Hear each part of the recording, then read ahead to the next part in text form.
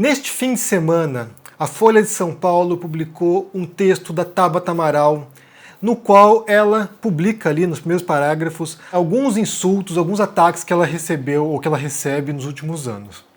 E isso, mais uma vez, inflamou o debate sobre o comportamento das pessoas na internet. Essa semana eu fiz um vídeo sobre esse assunto, sobre as novas leves de ataque à Tabata Amaral, e realmente o negócio é surpreendente e a gente vai entender um pouquinho mais nesse vídeo aqui, primeiro, sobre esse tipo de ataque e também o método que eu uso aqui para analisar as situações, para você entender como eu opero, como eu trabalho e por que eu seleciono os outros temas também para a gente poder abordar. Então, antes disso, já curta esse vídeo, deixa aqui embaixo um comentário dando um bom dia e também se inscreva no canal para a gente poder chegar a 700 mil inscritos até o fim desse ano. Faltam 20 mil inscritos, então dá tempo ainda. Outubro, novembro, dezembro a gente vai conseguir chegar. Então, vamos lá. Bem, o que aconteceu, Como eu falei, a Folha de São Paulo publicou o artigo com o título "Se eu encontro na rua, soco até ser preso", retuitou José de Abreu. Eu falei sobre esse caso aqui, que foi uma publicação de alguém, uma pessoa que publicou isso, e o Zé de Abreu retuitou e levou também uma onda de ataques contra a Tabata Amaral e também uma onda de repúdio, de um comportamento ou de uma fala que é inaceitável numa democracia. E daí a Tabata publicou esse texto, e ela põe aqui no comecinho, que eu vou ler para vocês aqui, algumas críticas, entre aspas, aqui, alguns ataques que ela recebe ao longo desses anos. Então diz o seguinte o texto da Tabata Amaral. "Quem você quer provocar com esse batom vermelho? Linda, não precisava nem abrir a boca. Mocinha, se inscreve no Big Brother, põe um silicone e tenta algo na TV ou na indústria pornô. Foi para Harvard, mas com certeza foi uma aluna medíocre lá. Adiantou pouco ter estudado em Harvard, informou-se até em astronomia, mas não se educou nem aprendeu a pensar. Você é muito burra, meu Deus, como pode? Meu anjo, cala a boca. Pega o absorvente e manda para as tuas primas. Isso é carência. Anuncia a filiação no mesmo partido do namorado. O amor é lindo e o prefeito fisga ela outra vez. Precisa de homem. Vai lavar a louça. Você é louca, filha. Seu pai deve ter fugido ao ver a bosta de filha que se tornaria. Com uma filha desse tipo, entendo ele ter se matado. A pessoa sai do lixo, mas o lixo não sai dela. Volta pro esgoto. Ninguém pode servir a dois senhores. Mocinha bancada por bilionários. Marionete de globalistas. Quem é o sugar daddy dela? Eu comia. Ela é a sugar girl daquele banqueiro lá. Ela gosta de ver outra coisa entrando. Puta vadia, vagabunda e imbecil. Puta. Depois desses votos contra o trabalhador, essa puta ainda vem reclamar. Se eu encontro na rua, soco até ser preso. Se eu vejo essa mocréia na rua, não teria feminista para me segurar de quebrar a cara dela. Daria uma surra nessa puta ordinária. Quando você vai sair na rua de novo? Horário, lugar, etc. Queria te fazer uma visita com meu canivete. Se eu encontro na rua, eu dou 10 facadas nessa cara de sonsa sua arrombada. Temos que dar a ela o tratamento de beleza mais efetivo do mundo, o taco de beisebol na cara, tão eficiente que nem a mãe dela vai reconhecer depois." Sempre quando eu falo sobre alguns linchamentos públicos, a resposta que eu recebo aqui embaixo é: "Ah, mas não pode criticar mais." São apenas críticas. Se você ouve isso, ou lê esse texto e acha que isso aqui são críticas, você tem algum probleminha. Realmente você não tem ideia do que seja crítica e não tem ideia do que é um comportamento ético e aceitável numa sociedade. Realmente, se você acha que isso aqui é crítica, você tem um probleminha. Ou um problemão, na verdade, Mas, como eu falei, eu mencionei esse caso essa semana, do Zé de Abreu, retuitando essa fala de que socaria a cara da Tabata Amaral. E para você entender o grau de irracionalidade que gira em torno desse assunto, eu já falei aqui criticando linchamentos públicos, ou criticando ameaças, ou criticando, comportamentos repreensíveis contra Joyce Hasselman, contra Vera Magalhães, contra Luana Piovani, contra outras figuras, figuras da direita, figuras da extrema-direita, inclusive, porque, na minha opinião, na minha visão, pelo menos, na minha visão de mundo, não é aceitável que se proponha violência política contra ninguém. Não é aceitável. E não importa se é Carla Zambelli, não importa se é Olavo de Carvalho, não importa se for alguém que eu repudio totalmente. Isso não significa que eu quero que essa pessoa morra, apanhe na rua, seja esfaqueada ou que isso degringole para esse tipo de ataques. Para mim não tem justificativa. Esse é o fato. Não há justificativa para canalizar o ódio contra alguém. Só que, nessas circunstâncias, né, quando, por exemplo, eu critiquei linchamentos da Joyce ou da Vera Magalhães, muita gente ficou, sabe, revoltada porque estava passando pano para essas figuras, embora a questão nunca foi essa, mas eu nunca vi o grau de ódio e de reação negativa contra mim como eu vi nesse vídeo da Tabata, para você entender qual é a escala, a magnitude da irracionalidade que esse tema gera. As pessoas estão descontroladas, de fato. Elas não estão parando para pensar. Elas não estão parando para refletir sobre o seu comportamento. E aqui, como eu falei, eu vou explicar o meu método de trabalho aqui, né? O que eu faço aqui, caso você não tenha percebido ainda. Para mim, é indiferente se a figura que eu menciono aqui para começar o vídeo seja Tabata Amaral, seja Carla Zambelli, seja, sabe, Vera Magalhães, seja Joyce Hasselman, seja Manuela Dávila, seja, sei lá, Sâmia Bonfim. Para mim é indiferente. Porque o que eu faço é ancorar o tema que eu vou abordar num aspecto da realidade, num ponto da realidade. Então eu seleciono aqui um aspecto, alguma coisa, algum evento, alguma personalidade, alguma figura, alguma fala específica, e eu uso essa fala específica do mundo real para ancorar uma reflexão a partir disso. Então é partir do particular para o geral. Eu poderia muito bem vir aqui e fazer uma abstração com vocês, né? Fazer um vídeo especulativo, falando sobre um tema genérico, sobre, sabe, ética no mundo virtual. Poderia fazer isso. Como a gente se comporta nas redes sociais. Eu poderia fazer isso aqui, sabe, sem personalizar, sem pegar Tabata Amaral para falar sobre isso. Poderia fazer. Seria interessante? Talvez fosse, mas certamente não seria tão interessante para o estilo da plataforma. E a gente tem que entender a comunicação aqui, né? Quando se comunica, você tem um público-alvo, você tem uma plataforma, você tem, sabe, um local, você tem uma linguagem. Então, no YouTube, até onde eu perceba, é o que funciona. É pegar um caso particular, Nego do Borel, como eu fiz nesse fim de semana, pegar Nego do Borel e falar sobre a cultura do estupro. E falar sobre a cultura da violência contra mulheres. Falar sobre abusos. Ou seja, a gente pega um ponto da realidade e disso a gente vai partir para uma outra reflexão, para uma outra questão. E não é diferente quando eu falo da Tabata, ou da Vera Magalhães, ou do Alexandre Garcia ontem, né? Pegando o Alexandre Garcia para falar sobre livre expressão. O que é livre expressão e se ela abarca também discurso de ódio, se abarca também negacionismo, mentiras, falsidades.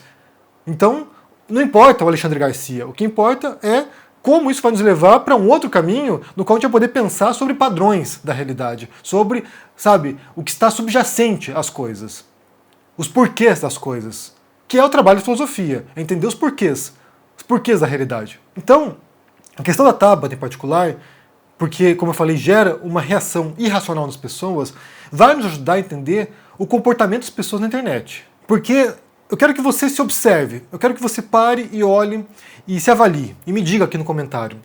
Você se comporta na internet do mesmo modo como você se comporta na vida real? Sinceramente, analise como você interage com as pessoas na internet, o modo como você lida com quem você gosta ou de quem você discorda. Analise se aquilo que você diz na internet se parece com aquilo que você diz no mundo real. Com seus amigos, com pessoas na rua. Faça essa análise e me diga aqui embaixo. Você age na internet do mesmo modo como você age fora da internet? Porque eu acho que a resposta para boa parte de nós, inclusive para mim também, não é a mesma coisa. Eu não me comporto do mesmo modo na internet como me comporto no mundo real. E isso se dá por uma série de mecanismos psicológicos mesmo, né? Inclusive já falei sobre esse livro aqui algumas vezes, que se chama The Dark Net, o autor é o Jamie Bartlett, que ele investiga a história da internet e as práticas que são, sabe, escabrosas na internet, né? Que ele fala sobre, sabe, abusos infantis, ou seja, tem um monte de coisa bizarra ali, né? Mas também tem a ver um pouco com os trolls, com os shunners, ou seja, como a internet propicia que certos comportamentos que a gente não praticaria na vida real, a gente acaba praticando na internet. Então tem um caso que ele menciona ali, quando surge a internet, né, que ali está mais restrito a universidades, por exemplo, quando professores universitários, pessoas razoáveis, pessoas racionais, pessoas inteligentes, pessoas conscientes, muitas delas engajadas politicamente talvez, e essas pessoas agiam de um modo com seus alunos, com outros professores no mundo real, e quando eles entravam na internet, nessa rede, eles se xingavam lá dentro, eles se atacavam lá dentro, sabe? Eles falavam coisas horrorosas uns para os outros. Porque há de fato uma série de bloqueios mentais que meio que restringem o nosso comportamento quando a gente está interagindo com outras pessoas. Só que quando a gente está na internet, esses bloqueios eles caem. Eles são suspensos, porque a impressão que a gente tem é que a pessoa do outro lado não é real. A pessoa do outro lado, ela se torna um símbolo, não apenas mais uma pessoa. Então quando a pessoa vai e insulta a Tabata Amaral, ou me insulta, ou insulta a Vera Magalhães, ou insulta a Gabriela Prioli, ou quem quer que seja, quando a pessoa insulta essa pessoa na internet, ela não sente que ela está atacando alguém realmente. Ela não sente que ela está de fato, sabe, insultando uma pessoa e que isso tem um impacto psicológico na outra pessoa. A gente está agora no Setembro Amarelo, que é o mês da conscientização sobre o suicídio. E eu acho muito bonito as pessoas virem aqui, né? Eu defendo a saúde mental, eu defendo, sabe, que a gente proteja as pessoas contra o suicídio. E daí, o modo como elas se comportam na internet não condiz com aquilo que elas dizem defender. Porque eu não sei se vocês já foram alvos de linchamento público, não sei. Não sei se vocês já foram alvos de cancelamento, né? Não sei. Mas quando você é alvo disso, e eu já fui várias vezes, até um ponto que me habituei com isso, mas já fui várias vezes, quando você é alvo disso, quando um dia você acorda, e você abre sua rede social, né, você abre seu Facebook, você abre o seu Twitter, e você vê aquela avalanche de ódio, milhares ou milhões de insultos e de ameaças de morte, vocês não têm ideia do impacto que isso tem sobre uma pessoa. Não tem. Inclusive, quando eu passei a confrontar o Bolsonaro, que eu decidi que meu canal ia virar de política, porque sentia que era um compromisso que eu tinha, foi num desses momentos. Eu acordei um dia e o meu vídeo sobre o Bolsonaro, com frases sobre o Bolsonaro, né, as piores frases do Bolsonaro, tinha viralizado na internet e tinha dezenas de milhares de pessoas me insultando e me ameaçando de morte. Delegados me ameaçando de morte. Então, naquele momento, eu decidi, ou eu me encolho, ou eu silencio, ou eu recuo, porque eu tô com medo, né, tô com medo de morrer, ou eu avanço e uso isso aqui agora para enfrentar essa retórica de ódio. Qual é a escolha que eu fiz? Resolvi enfrentar, resolvi encarar esse embate e enfrentar esse discurso divisivo, de ódio, de intolerância, que faz parte do comportamento de outras pessoas também contra gente de esquerda. Só que aqui tem um detalhe. Quando a extrema-direita insulta as pessoas, quando a extrema-direita faz ataques racistas, homofóbicos, machistas, isso não nos choca tanto assim. Claro, choca, mas não choca tanto assim, porque é o que você espera deles. Essas pessoas são racistas, são homofóbicas, são machistas. Então você espera que eles ajam desse modo.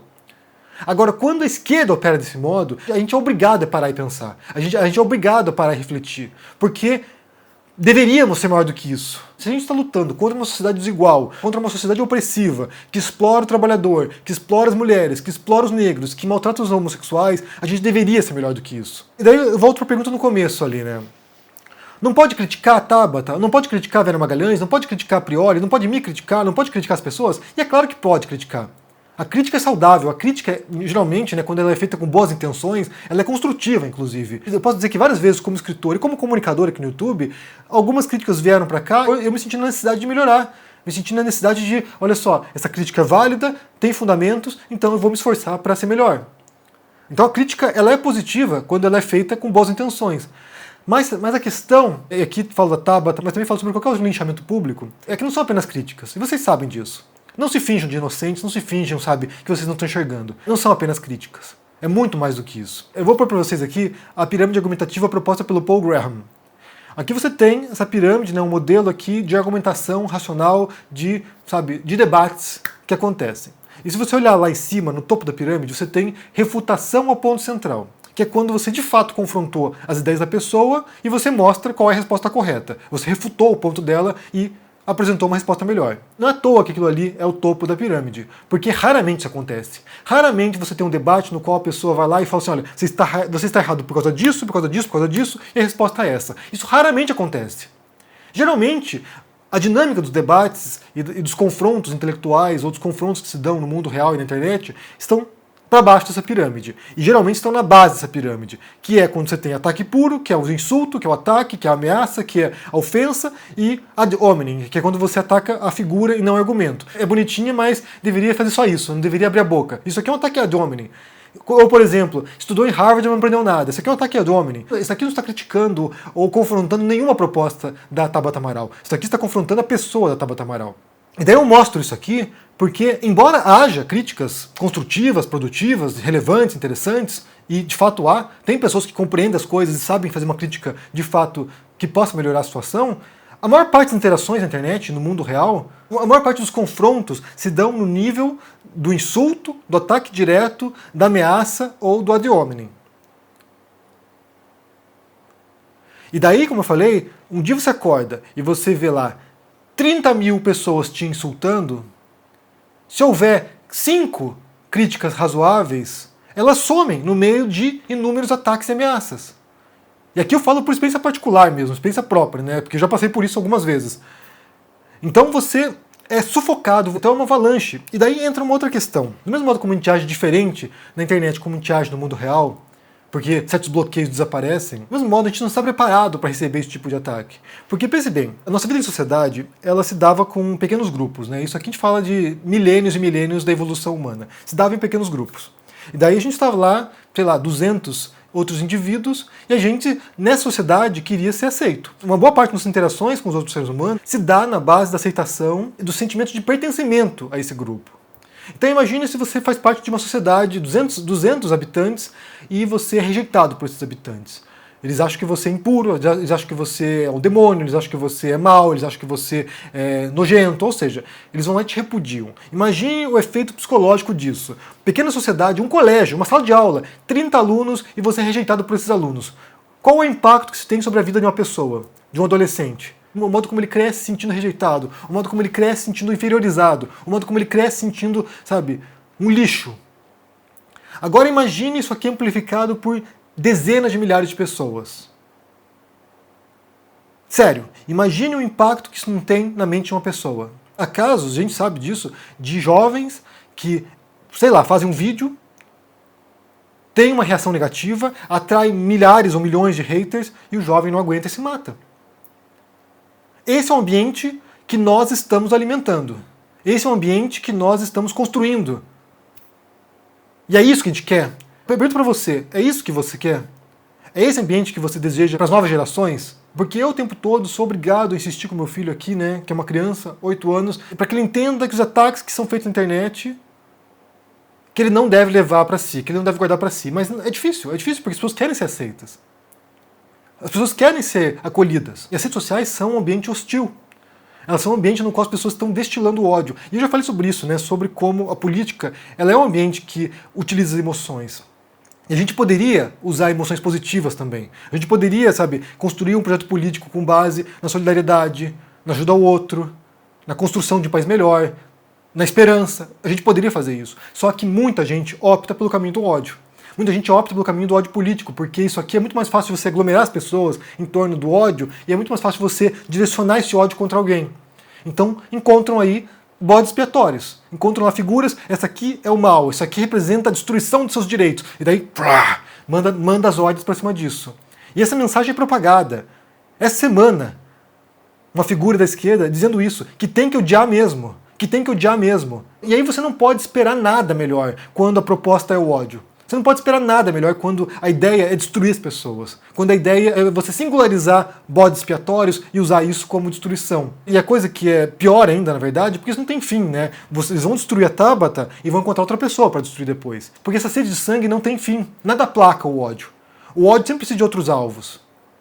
Vai pegar um alvo, destruiu, vai pro próximo, e pro próximo, e pro próximo, e assim vai infinitamente. Até um ponto que começa a se autodigerir também, começa a perseguir pessoas do próprio grupo. Eu falo disso porque é um assunto que me preocupa muito. Como eu falei, eu singularizo a Tabata porque é o tema dessa semana. Poderia ser outra pessoa, poderia ser outra figura, poderia ser, sabe, Manuela Dávila, como já fiz anteriormente aqui falando sobre o caso dela. Poderia ser Gabriela Prioli, como já fiz várias vezes. Poderia ser qualquer outra mulher que seja alvo de ataques. Porque, e aqui entra num outro aspecto também, porque embora haja críticas relevantes, em grande parte esse ataque também é machista. Também tem uma grande dose de misoginia, como vocês podem ver nesses comentários aqui, uma grande dose de misoginia que acha que o lugar da mulher não é na política, que o lugar da mulher é na prostituição, que o lugar da mulher é em casa, obediente ao marido, que o lugar da mulher, sabe, não é no espaço público. E como eu falei, se isso vem da extrema-direita, isso é repreensível, isso é desprezível, isso é nojento, mas é o que se espera deles, porque eles são assim. Mas quando vem da esquerda, isso daí é difícil realmente engolir, é difícil aceitar, e eu acho que a gente não deve aceitar. Do mesmo modo que a gente não aceita da extrema-direita, muito menos da esquerda. Ter falas de comportamentos machistas na esquerda é um desserviço total a inúmeras causas que são propostas por grupos de esquerda. Como eu falei no começo, eu poderia ter feito um vídeo aqui sobre, sabe, a abstração das redes sociais, as interações das redes sociais. Seria interessante? Talvez. mas quando a gente pega um caso particular, isso nos serve para exemplificar o que está acontecendo. Isso nos serve para ilustrar a situação de maneira mais específica. E aí você pode olhar o caso da Tabata e ler aquilo que eu analisei aqui, e ver se concorda ou não comigo. E eu sei, infelizmente, que muita gente nem sequer vai assistir o vídeo e vai vir aqui me xingar também. Inclusive até eu recebi ameaças nessa semana, para vocês terem noção de quão doentio é o negócio. É doentio. Não é racional isso. E como vocês podem observar naquela pirâmide que eu falei ali, a pirâmide argumentativa, boa parte das interações, boa parte, se dá no nível do insulto e dos ataques pessoais.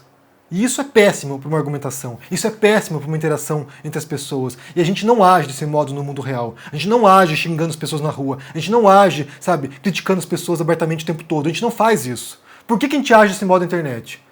Bem, eu dei a resposta aqui, mas será que a gente não pode se policiar um pouco? A gente não pode parar e pensar, antes de criticar alguém, antes de atacar alguém, por que eu faço isso? Por que eu estou fazendo isso? Por que eu estou vindo aqui nesse perfil atacar essa pessoa? Por quê? O que eu ganho com isso? Bem, me diga o que vocês pensam aqui no comentário sobre esse tema, deixa a curtida, se inscreva aqui no canal. E só um recado, a partir de hoje está disponível na Amazon o meu texto Fragmentos Nômades. Eu fui convidado para participar do projeto Leituras Rápidas, que são textos breves na Amazon, custam baratinho, custa R$ 5,99, mais barato que um pastel na feira.